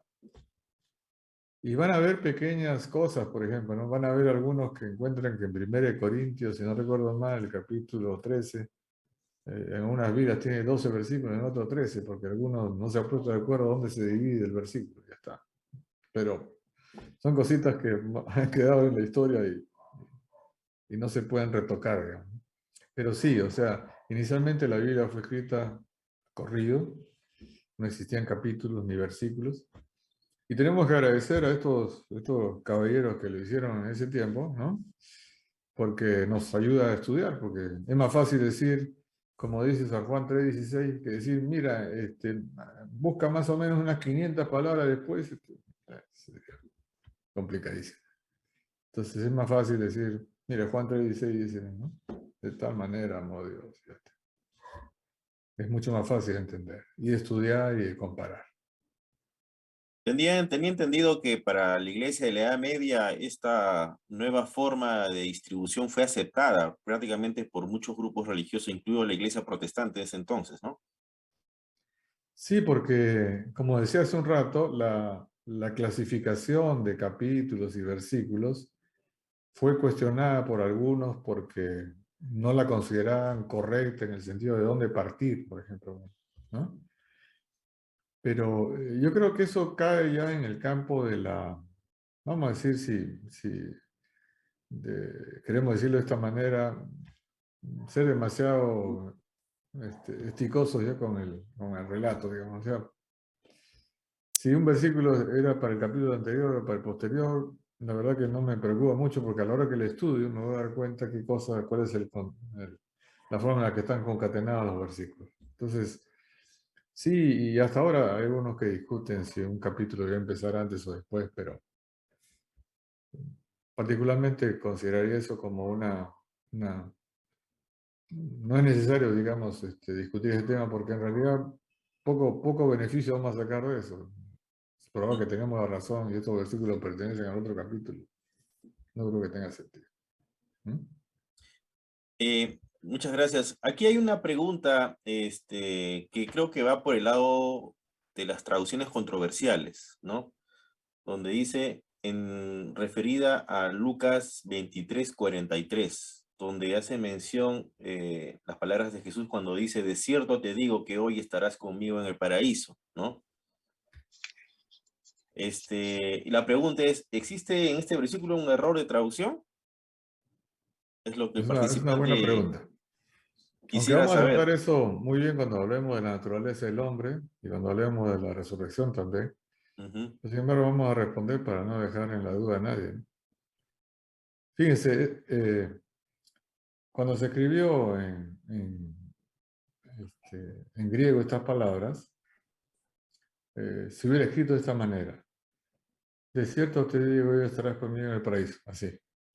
No hay comas, no hay separaciones de palabras. O sea, sería, de cierto te digo, hoy estarás conmigo en el paraíso. Así se escribiría. ¿Ok? Por lo tanto, el concepto que hay que entender hay que entender la teología y la lingüística al mismo tiempo. La lingüística me dice, no hay forma de dilucidar cómo se debía escribir. De cierto te digo, coma, hoy estarás conmigo en el paraíso. O de cierto te digo hoy, coma, estarás conmigo en el paraíso. Son dos formas de entenderlo. Y no creo que haya una tercera. Entonces ahí entra la teología. ¿La teología qué me dice? Me dice que este hombre que estaba ahí colgado en la cruz murió después de Jesús. Probablemente murió arrojado en el basurero público, porque le quebraron las piernas, lo descolgaron de la cruz y lo tiraron al basurero. A este pobre hombre, a que no te damos el buen ladrón. Pero una cosa es cierta. Si Jesús le hubiera dicho, de cierto te digo, coma, hoy estarás conmigo en el paraíso, Jesús hubiera tenido que estar en el paraíso ese día, viernes, cuando Jesús murió, alrededor o cerca de las 3 de la tarde. O sea, él tendría que haber estado en el paraíso ese día, viernes, que terminaba 3 horas después, porque el día judío termina con la puesta de sol. Y todos sabemos que Jesús descansó en la tumba. Y cuando María Magdalena lo quiere abrazar el domingo, o sea, al tercer día de su muerte, Jesús le dice, no me toques porque aún no he subido a mi Padre. O sea, Jesús no iba a estar en el paraíso ese día. Por lo tanto, ese hombre tampoco. Porque si Jesús le hubiera dicho, de cierto te digo, coma, hoy estarás conmigo en el paraíso, hubiera significado que ese hombre tendría que estar en el paraíso con Jesús ese día, viernes, y no estuvo. Por lo tanto, la única traducción que queda posible desde el punto de vista teológico es, de cierto te digo, hoy, en estas condiciones, así como me ves ahorita, clavado en una cruz, ¿no? Vilipendiado, maltratado, humillado, desnudo aquí en la cruz, te digo yo, estarás conmigo en el paraíso. Eso es lo que dijo Jesús. Entonces, no hay razón para entender el versículo de otra manera. O sea, si el que quiere, dice, oye, ¿sabe qué? Voy a entenderlo así. Bueno. Por eso digo yo, la actitud frente a la verdad es fundamental. El que quiere hacer la voluntad sabrá si yo hablo por mí mismo o hablo la palabra del que me envió, dice Jesús. Entonces, para mí es claro, o sea, y ese es el auxilio que tiene que dar la lingüística por un lado, a explicarme qué significan las palabras, y la teología al comparar estos pasajes, hacer un poquito de exégesis, digamos, ¿no? Una consulta que me hace un participante. ¿Habrá alguna explicación el cual nos permita saber por qué en la nueva versión internacional se ha omitido algunos versículos? Por ejemplo, me presenta el caso de Lucas 23:17, ¿no? Donde estoy precisamente corroborando que ese versículo no está en la versión internacional, pero en las otras versiones de Reina Valera sí aparecen. ¿Habrá alguna explicación por ese asunto? Creo que no es el único caso para esta versión que tiene este problema. Sí, ustedes habrán notado que yo no he mencionado la versión, la nueva versión internacional entre las que yo recomendaría. Y es una de las razones. Los autores de esta versión han separado algunos versículos, por decirlo de manera más elegante, digamos, del contenido original, y simplemente no los han considerado, porque suponen que existen cuestionamientos sobre esos versículos. Otras versiones son más respetuosas, por ejemplo, como la Reina Valera, que cuando dice esto no aparece en algunos códices,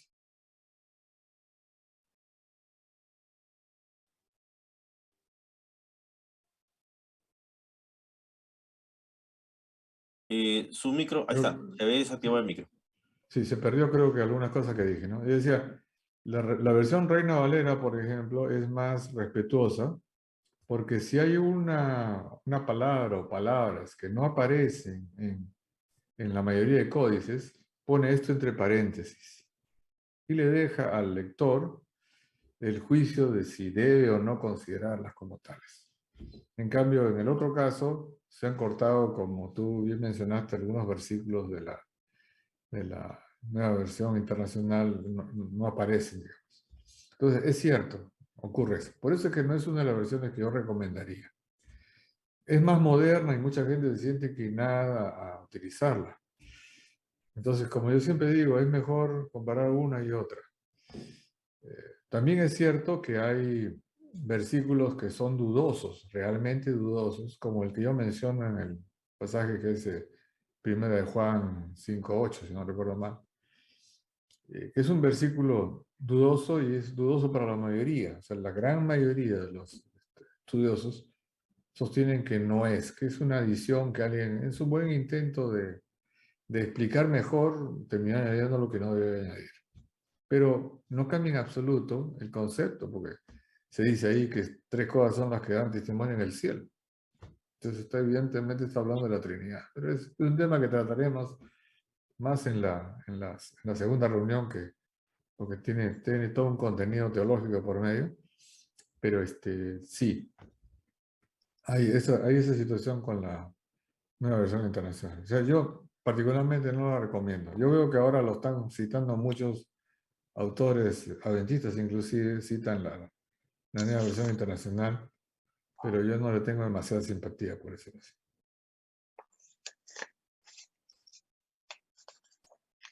Hermano Federico, aquí un participante hace una consulta con relación a una diferencia encontrada en Hebreos 9:12 entre las versiones Reina Valera del 60-95 y la de Andrews contra la versión de King James referente al tema donde se hace mención en un lado al lugar que Jesús pasó al lugar santísimo y en el otro menciona específicamente que Jesús pasó al lugar santo.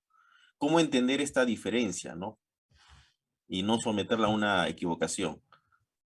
Sí, fíjese, a eso me refería yo hace un rato cuando decía, por si acaso no estoy en condiciones de comparar en mi memoria las tres versiones y recordarlas, por lo tanto, no quiero presumir de una memoria que no tengo, ¿no? Pero el concepto es el siguiente. Eso nosotros lo vamos a estudiar con bastante profundidad cuando estudiemos el santuario, que es un tema que va a ser bastante más adelante, pero no quiero dejar las preguntas sin responder. Fíjense, uno puede entender claramente la Biblia utilizando dos maneras de analizar. La primera de ellas es utilizar las palabras y su significado, que es lo que decía hace un rato. Estas palabras y su significado tienen como he mencionado, también tienen una variedad de significados. Voy a poner un ejemplo. Cuando yo estudié Daniel, ahí decía que en la última semana el Mesías iba a inaugurar el Santo de los Santos, ¿no? O mejor dicho, que en esa semana se iba a santificar al Santo de los Santos. ¿Ok? Entonces, claro, cuando yo lo leí la primera vez al comienzo, yo dije, está hablando de Jesús, porque en esa semana Jesús iba a ser bautizado y iba a ser declarado Mesías, y se refiere a Jesús. Pero hay una pequeña diferencia en ese versículo. La pequeña diferencia es que cuando dice Santo de los Santos, no dice el Santo de los Santos, sino dice lo Santo de los Santos. ¿Ok?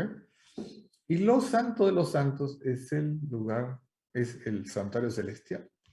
O sea que en esa semana Jesús tenía que inaugurar el lugar santo de los santos. ¿Me estoy explicando hasta ahí? O sea, ¿se está entendiendo? O sea, en ese momento Jesús iba a inaugurar el santo de los santos. Fíjese, el santo de los santos. ¿A qué se refiere? Al lugar santo, porque Jesús entró hasta el lugar santo en ese periodo.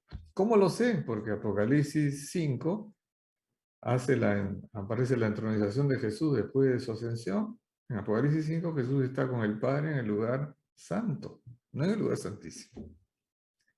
Entonces, claro, pero noten que le he llamado el santo de los santos. ¿Sí? ¿Ok? A ese lugar, porque es un lugar santo realmente. Pero el lugar santísimo era una porción dentro del tabernáculo, a la que Jesús, de acuerdo a lo que nosotros estudiaremos cuando estudiemos el santuario, penetró en 1844, detrás del velo. Entonces, claro, si yo lo estudio desde el punto de vista lingüístico, puedo confundirme. Cuando yo lo estudio otra vez desde el punto de vista teológico y el punto de vista profético, no me queda ninguna duda. ¿No? Pero Es un tema un poquito delicado como para tratarlo en este momento, porque es un tema amplio, el tema del santuario. Entonces lo trataremos con más profundidad en ese momento. Por ahora diremos que hay justificadas razones para suponer que lo correcto, es decir, que ese era el lugar santo. Ok, muchas gracias, hermano Federico. Bueno, mis queridos hermanos, teniendo en cuenta que ya no tengo más preguntas ni en el chat ni en las redes sociales, abriríamos la posibilidad en este momento para que se puedan alcanzar preguntas directamente, pero lo estableceremos de manera ordenada. Aquella persona que está conectada al Zoom en este momento, si desea hacer una pregunta al aire, por favor, sírvase levantar su manito a través de la aplicación Zoom para darle pase al micrófono y pueda extender su pregunta y, bueno, y todos podamos enriquecernos de la respuesta. ¿Les parece? ¿Tienen alguna pregunta? ¿Alguien por aquí de los participantes?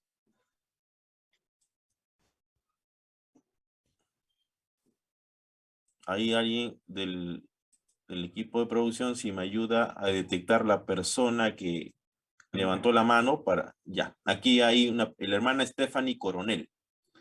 Ella está solicitando el micrófono para poder hacer una pregunta. Sí, buenas noches, hermanos, Buenas pastor, noches. buenas noches. Mire, yo he sido católica durante muchos años. Entonces, cuando yo empecé con esta transición acerca de la iglesia adventista, me predicaron la palabra a mi hermana. Entonces, yo tenía muchísimas dudas. Me costó mucho dejar muchas cosas. Pero yo les preguntaba a los sacerdotes, les pregunté, les les inquirí en preguntas y la principal respuesta que recibía de ellos era la que usted mencionó acerca de Pedro, pero seguida de esa hay una que dice que todo lo que quede atado lo que ellos ataren en la tierra quedará atado en el cielo. Esa era la principal respuesta que ellos me daban. Me decían que ellos tenían la autoridad que les había conferido Jesucristo de que todo aquello que se quedara, lo que ellos como sacerdotes, como iglesia, deseaban atar en la tierra, iba a quedar atado en el cielo. ¿Usted me puede ampliar un poco más respecto de este punto? Muchas gracias, pastor. Sí, cómo no, Stephanie, con todo gusto. Sí, en realidad a mucha gente le maravilla este concepto que Jesús haya dicho eso, aparentemente dirigiéndose a Pedro. Pero sin embargo, uno encuentra en otro evangelio que en otro momento el Señor Jesús le dijo a todos los apóstoles lo mismo, que aquello que atara en la tierra quedaría atado en el cielo. Pero es interesante que no es una cosa que Él le otorga únicamente a Pedro, sino le otorga a todos los apóstoles. Es decir, los apóstoles representan a la iglesia. Fíjense, la Biblia tiene una serie de enseñanzas que a veces nosotros dejamos escapar. Voy a ampliar en este campo. Fíjense, antes existía el Israel de la carne, que eran las 12 tribus. Ese Israel de la carne es reemplazado por el Israel espiritual, que es la iglesia. Pero así como existían 12 patriarcas en el caso de Israel, existen 12 apóstoles en el caso de la iglesia.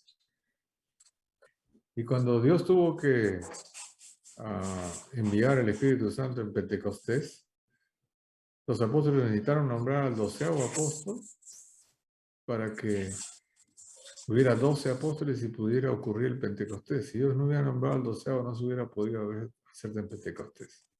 ¿Por qué menciono esto?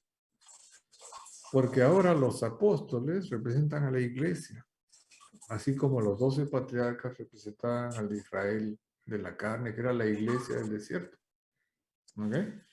Por lo tanto, cuando Jesús le dice a Pedro en una ocasión y a todos los apóstoles en otra, que lo que aten en la tierra será atado en los cielos, se refiere a la iglesia. Por eso si yo leo San Mateo, por ejemplo, donde se habla de cómo debemos tratar con las personas que se separan de la verdad, también me dice que la iglesia al final tiene que tomar una decisión.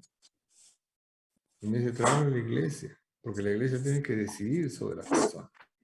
Este concepto me enseña que esta declaración que aparentemente era para Pedro, en realidad era para todos los apóstoles, y no solamente para Pedro. Por eso digo, no tenemos que aprender a hacer, es decir, comparar no solamente un versículo con las palabras que lo contienen, sino con otros versículos que atañen a los mismos temas. Cuando yo comparo estos versículos, bueno, les pongo un ejemplo. Por ejemplo, María, no tenemos respeto por ella porque fue la madre de Jesús y debe haber sido una magnífica mujer. Pero cuando se dice que María es bienaventurada entre todas las mujeres, la gente dice, ahí está, mire, la Biblia dice. Pero lo mismo dice la Biblia de Jael, que fue la que le atravesó con una estaca la cabeza a César. Se dice exactamente lo mismo de Jael. Las mismas palabras que se le dan a María, se le dicen a Jael, que ejecutó a César. Entonces, nosotros cuando tenemos que entender un tema, tenemos que ver aquí y allá. Ese concepto de hacer una exégesis correcta de un versículo, hacer hermenéutica para entender todos los conceptos generales, es necesario que nosotros hagamos. Y no quedarnos solamente con un verso, porque ninguna doctrina, fíjense lo que digo, ninguna doctrina debe ser sostenida sobre un solo versículo, y menos sobre una palabra. Entonces creo que la mejor manera de entenderlo es eso. Entonces, cuando lleguemos a estudiar un poco más acerca de la iglesia, veremos estos conceptos mucho más precisos.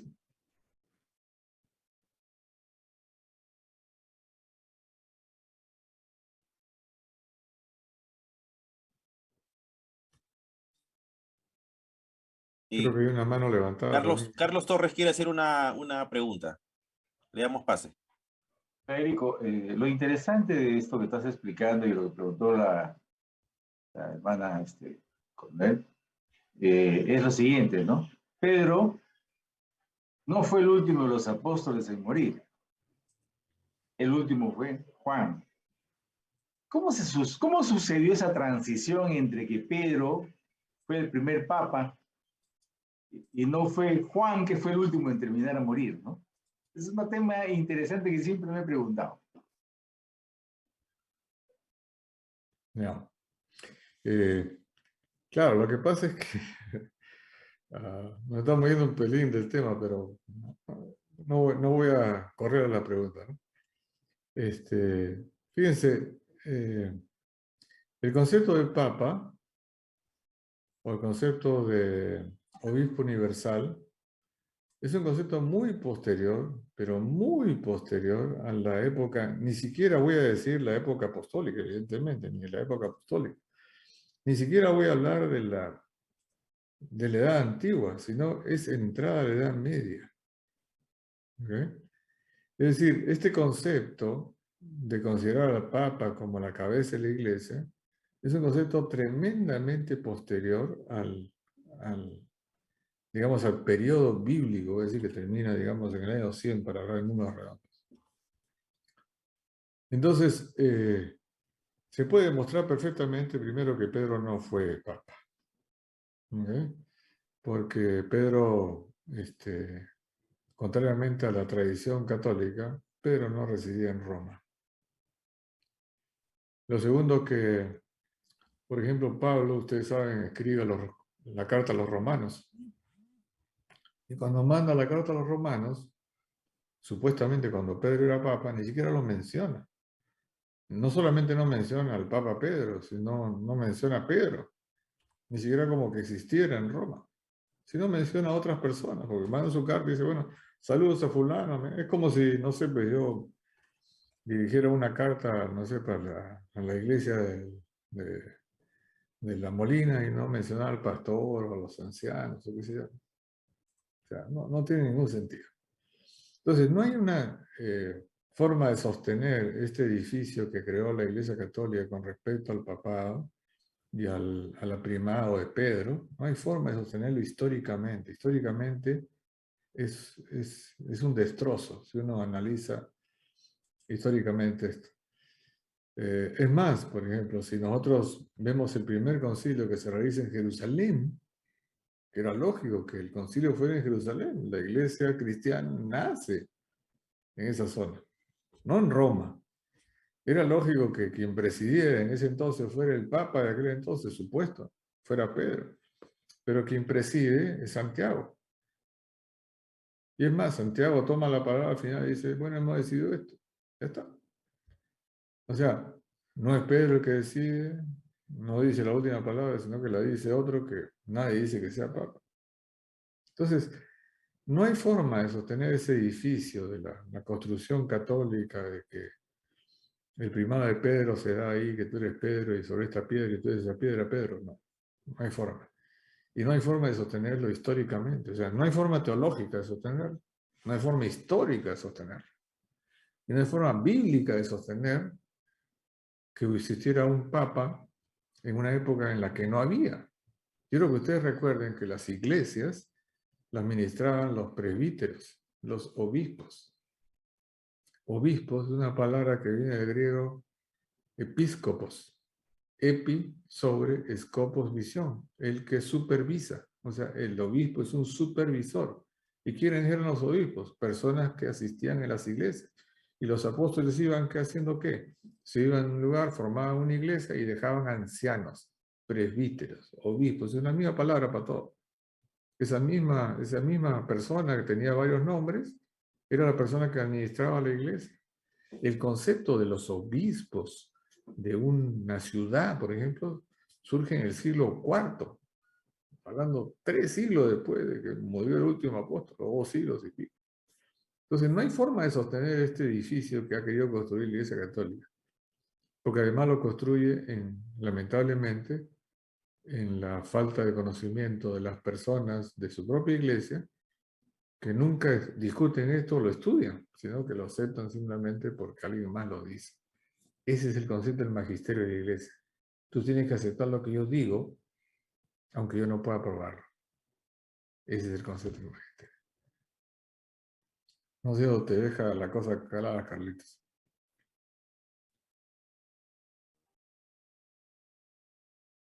Gracias, Federico.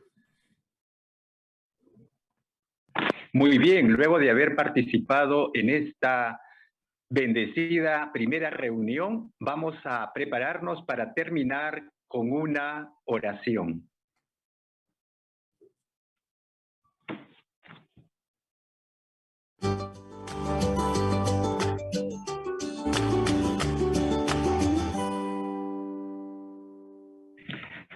Padre nuestro que estás en los cielos, en esta noche hemos sido fortalecidos en el estudio de tu palabra. Te agradecemos, Señor, por este programa de estudios bíblicos avanzados que ha empezado en esta noche. Gracias porque hemos dedicado un tiempo para aprender, recordar, y también te pedimos que con el poder de tu Santo Espíritu compartamos más de la Santa Biblia. Bendice a los organizadores y también a los participantes que hemos decidido incrementar nuestro conocimiento también con este programa. Todo esto te lo pedimos en el nombre de Jesús. Amén. Amén. Muy bien, en esta noche agradecemos a cada uno de ustedes por haber participado en este primer programa. Recuerden que el próximo programa, la segunda reunión, será el jueves 7 de abril con el tema La Divinidad. Preparémonos e invitemos a nuestros amigos a que se inscriban en este programa.